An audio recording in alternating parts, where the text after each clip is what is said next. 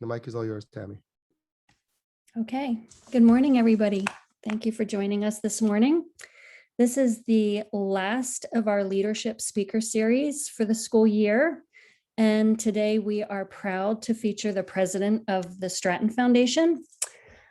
Stephen Kerstein was born and raised in New York City, graduated from SUNY Binghamton with a BA in mathematics in 1980 and spent his career as an actuary and businessman until his retirement in 2010. The last 25 years of his career were with Towers Perrin, a management consulting firm specializing in human resources and risk management. He held many roles, ultimately becoming the managing director of its global retirement plans practice and managing director of business operations. Steve is active in the Stratton community, serving as president of the foundation since 2016. He is also on the board and a volunteer instructor with the BART Adaptive Sports Center and serves on the U.S. branch of the Altera Mountain Company Community Foundation. Steve, thank you for joining us, and the floor is yours. Thank you, Tammy, and it's my pleasure to be here this morning.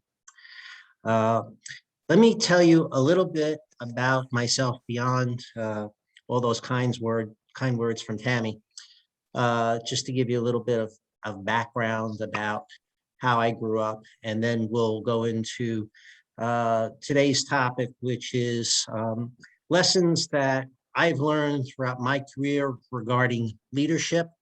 But I think what you'll find is that most of what we're going to talk about today really applies to life in general, not just about leaders. I might describe it as leaders probably do a little more of this than the average person.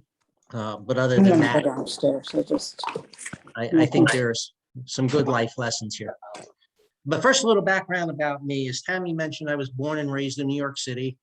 Actually lived and worked in all 5 boroughs of the city.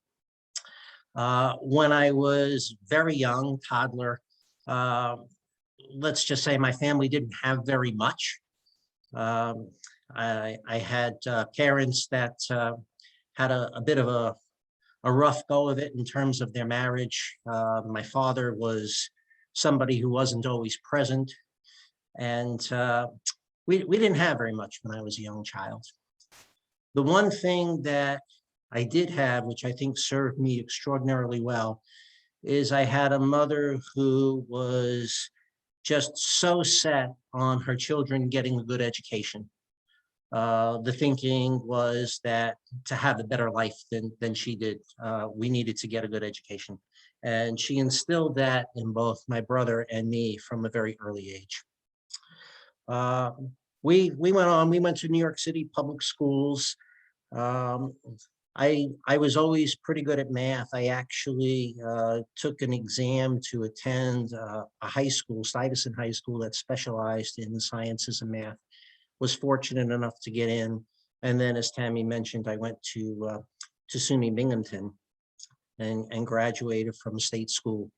And after that, having majored in math, I decided to become an actuary, take all of those actuarial exams, having no idea what it would ultimately lead to. I thought I would use my math and get a good job, and that would be how life would proceed. And then I found the world of consulting, and things kind of took off from there. And so I took on increasing responsibility as a consultant and then a manager of a consulting business. And ultimately, toward the end of my career, I was actually the leader of our firm's largest practice. And as Tammy mentioned, I was also the manager of our business operations. So I went pretty far, if you will, within that organization. And so now we'll talk about things that I learned along the way. First one is, don't be afraid to ask for help. There's a tendency, especially when you assume some kind of leadership position or position of importance, for people to think they have to do it all themselves. They have this responsibility and they have to do it, as opposed to they have to make sure it gets done. And that's really the big difference. When you're a leader, you're responsible for something occurring. That doesn't automatically translate into you do it yourself. In fact, I would strongly suggest that a good leader is not only unafraid to ask for help, but actively seeks it, because nobody is the best at everything. And what you want to do is you want to find people that you can work with who can help you. Remember that the ultimate goal is to achieve what you're trying to achieve. It's not about who does it. And so that's one of the things that I think in whatever role you're in, whatever team you're on in a mentorship role, excuse me, you're responsible for making sure something happens. Don't be afraid to ask for help. Maybe somebody's done this before and you can learn something from them. Maybe somebody has a good idea. Don't be afraid to ask for help. Jason, if we can go to the next one, please. Okay. One of my favorites here, EQ greater than IQ. I think most people know what IQ is. It's a measure of intelligence. EQ, emotional quotient. It's a measure, if you will, of emotional intelligence. And this is not to say that intelligence as we normally think of it is unimportant, because that is not true. But beyond a certain point, the emotional intelligence becomes more important than what we all tend to think of as intelligence. If you look particularly at large organizations and you look at who has the leadership roles in those organizations, they are people who are really strong at understanding other people, being able to empathize with them, being able to, if you will, put themselves in their shoes so that they can really understand where the person is coming from and how the person is thinking. If you were to talk with chief executive officers or other very, very senior people in organizations, you would often hear that in school, they got average grades. They weren't at the top of the class necessarily, but what they did extraordinarily well is understand the people around them. And so what I would encourage all of you to do in whatever role you're in, again, especially those of you in mentorship roles, understand the person or the people you're trying to help. Put yourself in their shoes. You're smart enough. It's not about being smarter in the traditional sense. It's about understanding people and being able to do things that will make sense given your understanding of those people. Jason, if we could go to the next one, please. Work smarter, not harder. We have our little stick figure here trying to row a canoe while the anchor is in the ground. We all know that's not going to work. People have a tendency when they have something difficult to do or they have a big task to think in terms of, I've got to work harder, I've got to work harder.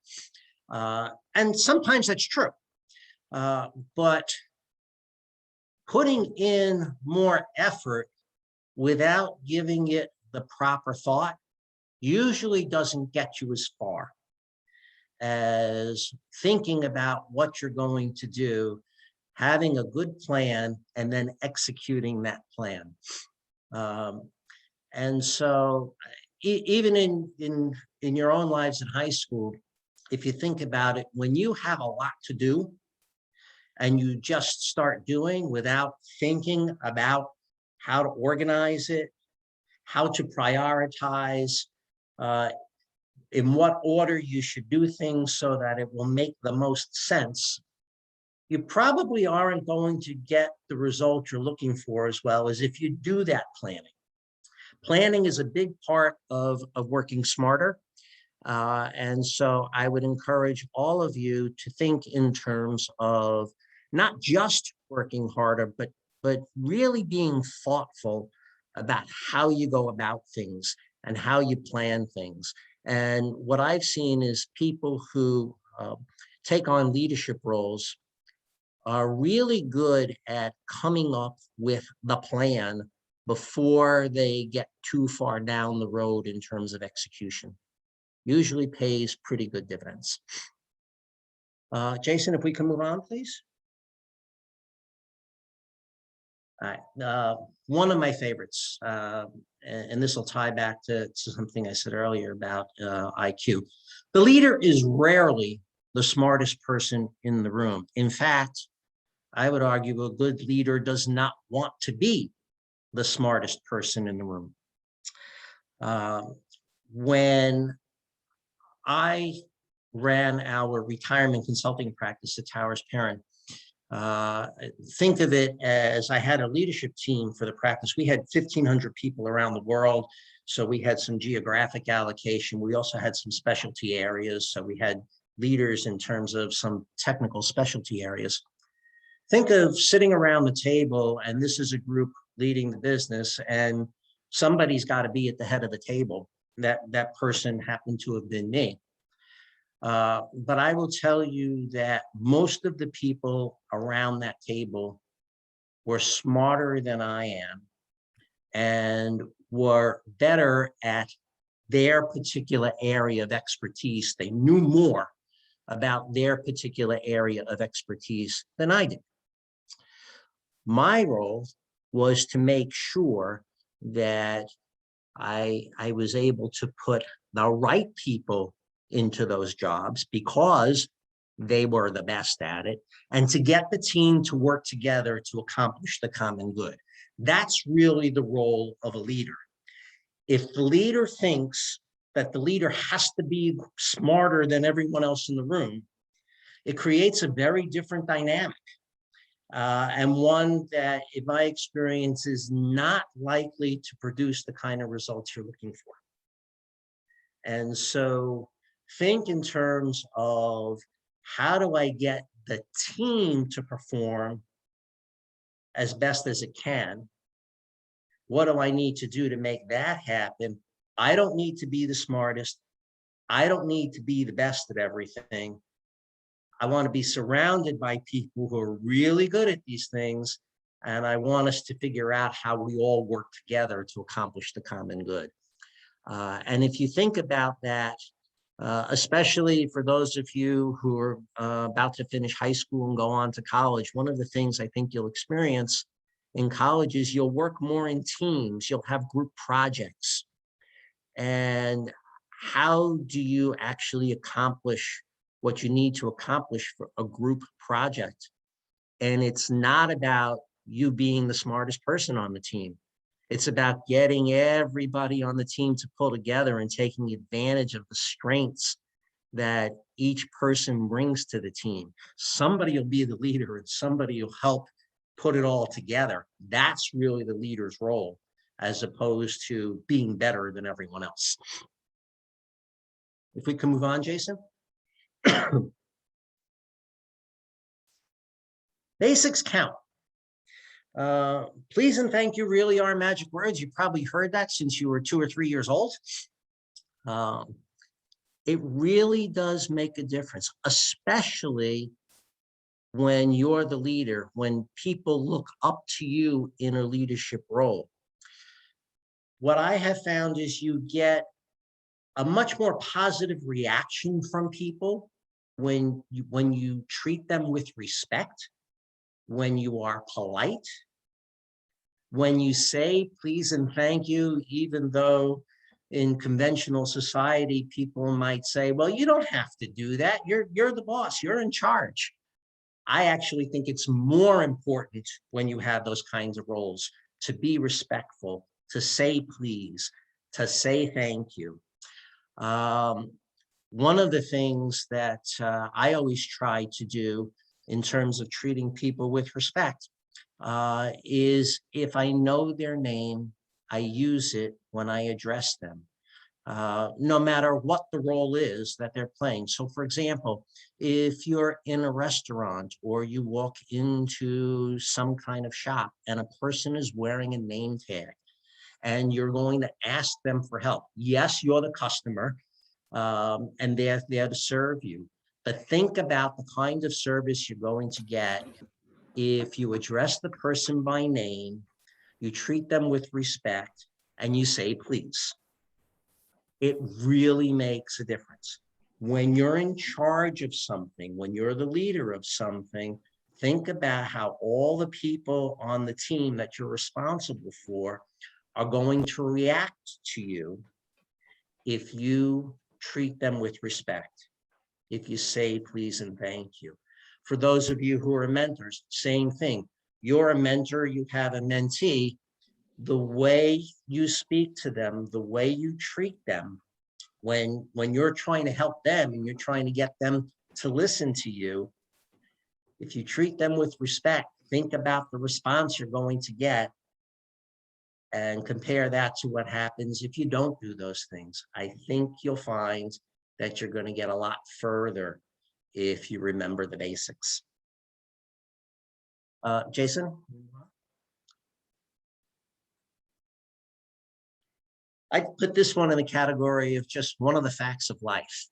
You often work harder when the results are less favorable. Hopefully you're not trying to run through a brick wall too often, but this is just one of those realities in life. And what I have experienced is leaders recognize this maybe a little bit more than other folks.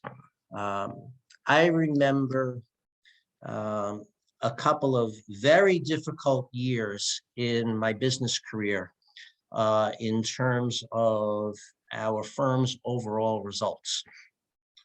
They were at times of recessions. I know right now there's fear of an economic recession. You hear about it in the news and all sorts of things going on with inflation and such, price of food, price of gas. It's not the first time it's happened. It's happened a few times in the past. There tend to be business cycles.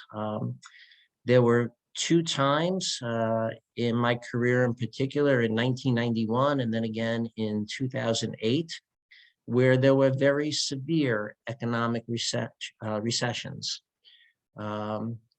Everybody at Towers Perrin worked extraordinarily hard. We just didn't make as much money. Clients didn't have as much money to spend. It was much tougher to generate new business. It just was very difficult. There were also times of inflation, so people wanted to be paid more. And so what happens when you don't bring as much money in and you have more money going out? Guess what? There's less profit. True of any business.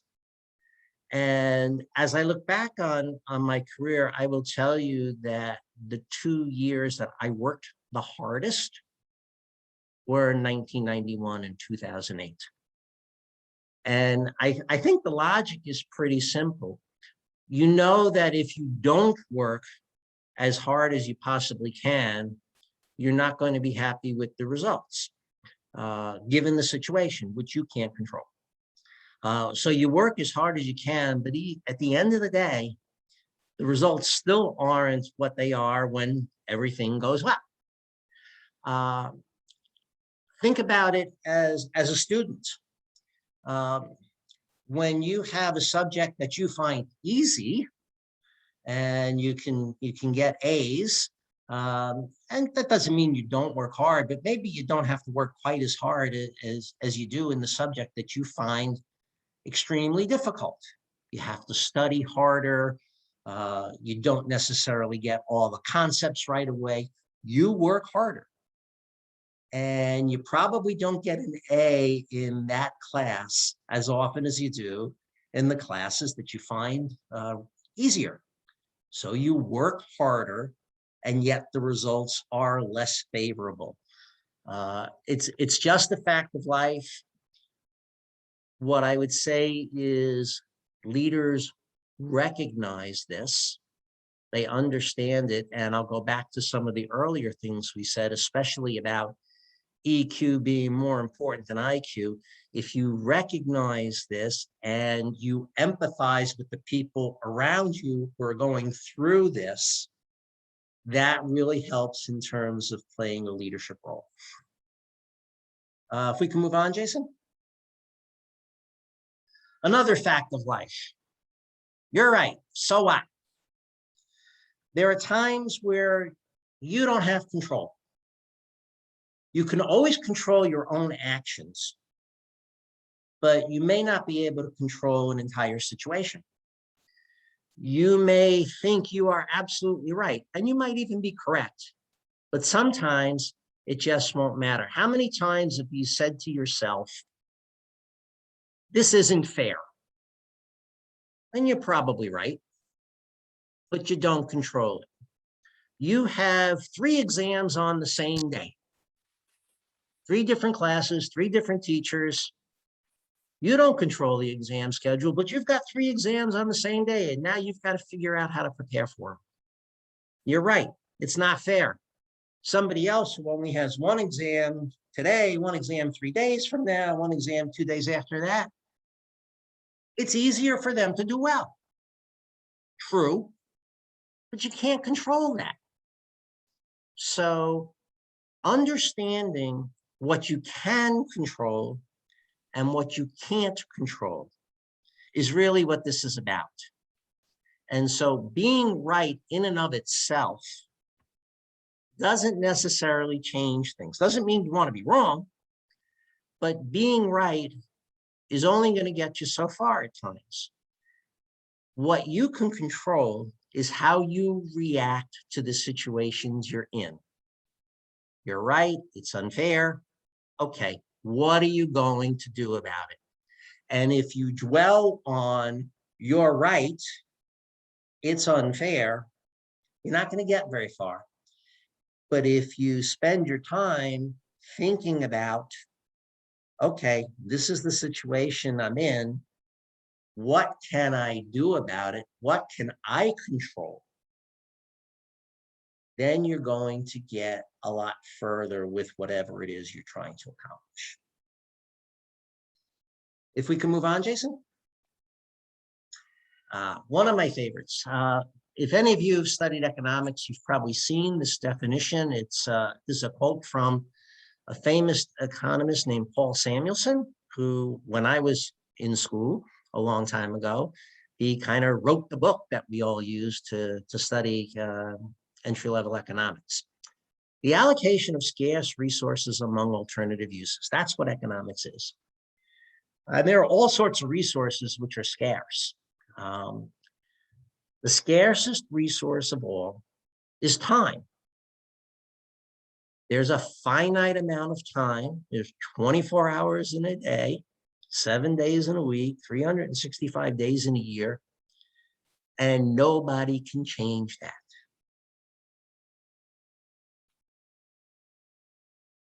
Think in terms of how you allocate your time. Where is it important to spend your time? And one of the observations I made about people who I thought were very effective leaders is they were masters at understanding how to allocate their time to those things which were most important, to those things which would enable them to accomplish more of what they needed to accomplish than if they had allocated their time differently. And I would say no matter what you're doing in life, whether you're in a leadership role or not, thinking about how to spend your time before you start spending it is critically important, and it will serve you extraordinarily well no matter what you do. Jason, if we can move on. I have a friend up at Stratton. His name is Louis Lechner. He ran Stratton Ski School for a number of years, a very long time ago. He's now, I guess, Tammy, it would be fair to say, sort of retired. He seems to be around Stratton almost every day, even though I don't think he has a working role. Louis is a native of Austria. German is his first language. English is his second language. And if any of you have ever studied German, you know that the order of words in a sentence is a bit different than in English. So this is not a typo, but this is exactly what Louis says. Sometimes you can nothing do about it. And what he's really getting at is you can't control it. That balloon is going to pop no matter what that person does. Can't control it. You can't control the weather, right? I know, Jason, earlier this year we had a ski day planned for those in the Success Program. And if I remember correctly, the weather wasn't particularly cooperative. Choice was to fret about it or make the best of the day. Can't control the weather. You can nothing do about it. What you can do is control your reaction to it. And this is going to be true time and time again in life. There are things you can control. There are things you can't control. You can always control how you react to something, even if you can't change the something that you're reacting to. Understanding what you can control and what you can't control is very important. And one of the things that I think leaders do just a little bit better than other folks is understanding what they can control and understanding what they can't do anything about other than control their reaction to it. All right. And then the last one, this is actually a quote from one of my clients when I was a very young consultant. God gave us 2 ears and 1 mouth. Use them in proportion. People like to talk, and I'm guilty of it as well. Most of us are. But the fact is, when you're talking, you're not listening. You can't. The mind can't absorb and emit at the same time. And so if you talk, you don't, not only do you not listen, but you're probably not as observant about what's going on around you because you're thinking about what you're saying. And so this is one which I think is really important in a mentorship role, in any kind of leadership role. Listen, observe, think about it, think before you speak. All those kinds of things which you've heard before, very, very important, because it's very difficult to do what you think you should do in a situation if you haven't heard, if you haven't observed, if you haven't processed that to know what you should do, or at least what you think you should do. And so of all of the life lessons in this presentation, I actually think this one is the most important. Listen, observe, understand what's going on around you. Don't be afraid to speak, but be thoughtful about it and give yourself a chance to understand the situation before you put your mouth in motion, right? Put the brain in gear before you put the mouth in motion. It's the same kind of thing. So let me stop there. We've gone for about a half an hour. I want to leave time for people to ask questions. I hope that you found this useful in some way, shape, or form. And why don't we, Jason, why don't we open it up to questions?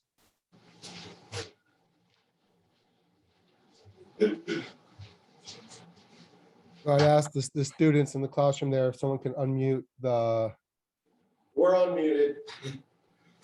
I mean, as I look at the room, about half you guys have already been engaged in mentoring, and then the other half are about to engage in a mentoring journey. what resonates with you? What things, like, can you think of examples of things that have happened in your mentoring that this resonates with you, or follow-up questions? I can speak for myself. At the beginning, when Steve and I were chatting, I felt like the last one was just so important, and something I've worked on my whole career is listening really well. But I wonder what resonates with you as the students in the room. I think one of the most important ones that stuck out to me was saying please and thank you, because the kids really do look up to us as like a role model, and I think it's really important to kind of like emulate those qualities, because they really do like absorb more than you think they do.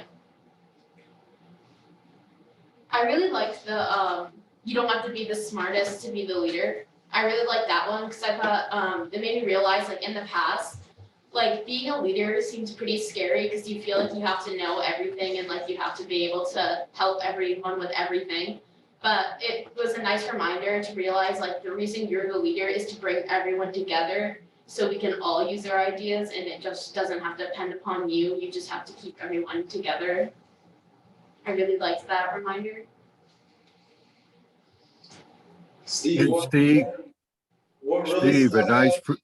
nice Oh, sorry. presentation, Steve. And one thing that always helped me was either in business, military, or nonprofits was I'd always tell people nothing is accomplished in isolation. It takes a team effort. T for together, E, everyone, A accomplishes, M, more. And throughout my life in dealing with people that I had some problems with, this was something that got them to come on board. Yeah, thanks, Al. I think you're absolutely right. Steve, what really stuck out to me, and you mentioned it a couple times, was controlling what you can control. I think I say this like multiple times throughout the week, and I try to do this like for myself too. And like the earlier we can teach kids, the better. Of like, there's so much stress and anxiety in life, and if we can let go of the things that are out of our control and focus on the things that we can handle, like, it's just so impactful and so powerful, like, for ourselves, that it like just grows with the people that we're mentoring and working with. I think that's also absolutely true. And if you looked at people in leadership roles, they tend to be a bit better at understanding what they can control and what they can't control, and focusing on what they can control. You have some great individual contributors and people who are brilliant, but if they don't understand what they can control and what they can't, and they fret over the things that they can't control, they simply can't be as effective in accomplishing the overall goal. And that's really the point there.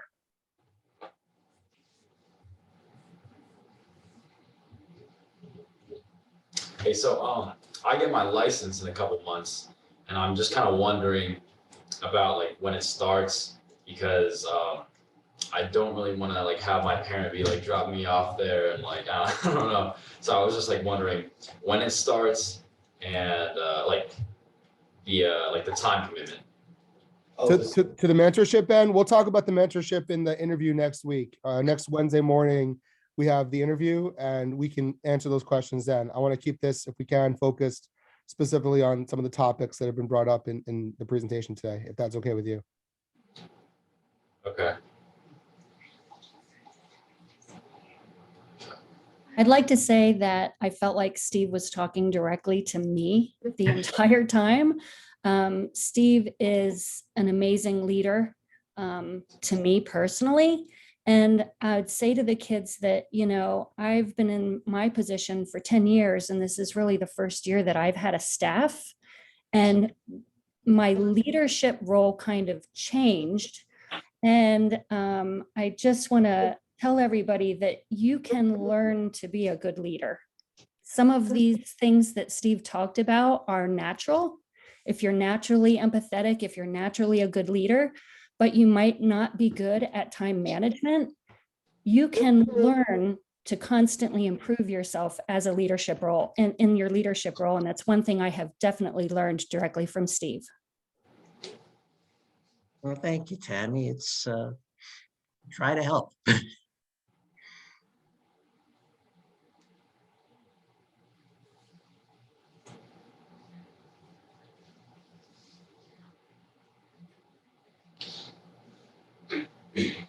It seems that we've addressed the questions in the room. I also agree, Tammy. I felt like he was talking to me too, which is, the hallmark of a good presenter, that the message that's being delivered is universally true. Steve and I were chatting before the presentation started about that he had tailored his presentation specifically for the mentors, but yet the message was universally transferable to anyone who's sitting and listening.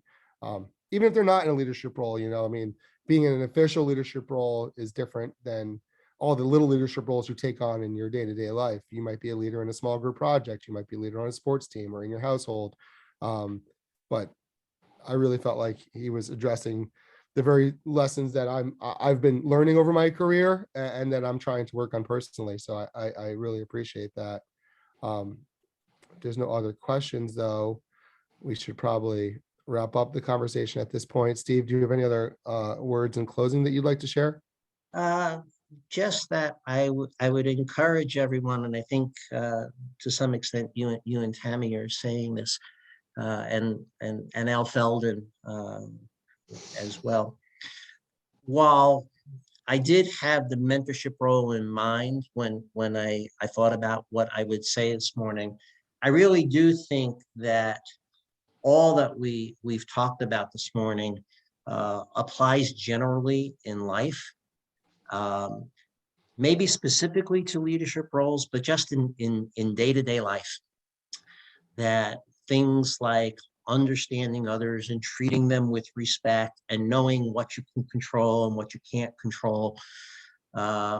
Those are things that will serve you well, no matter what you're doing. And a little bit of thought goes a long way. And so maybe I stop there and leave everybody with that. Think about what you're doing, understand what's going on around you, react appropriately, and do it with respect. And I think you can get a lot more accomplished that way, and hopefully you'll be more fulfilled and a happier person as you do it as well. That's just a great way to end it right there. Thank you. And I know the students have a really busy day ahead of them with service projects and different programming at the school. So I'm going to end it here. Tammy and Steve, if you can hang out with me for just a minute after we end the call for everybody else, I just wanted to follow up real quick, but I'll stop the recording here. Students, you Bye, everybody. guys. Thank you.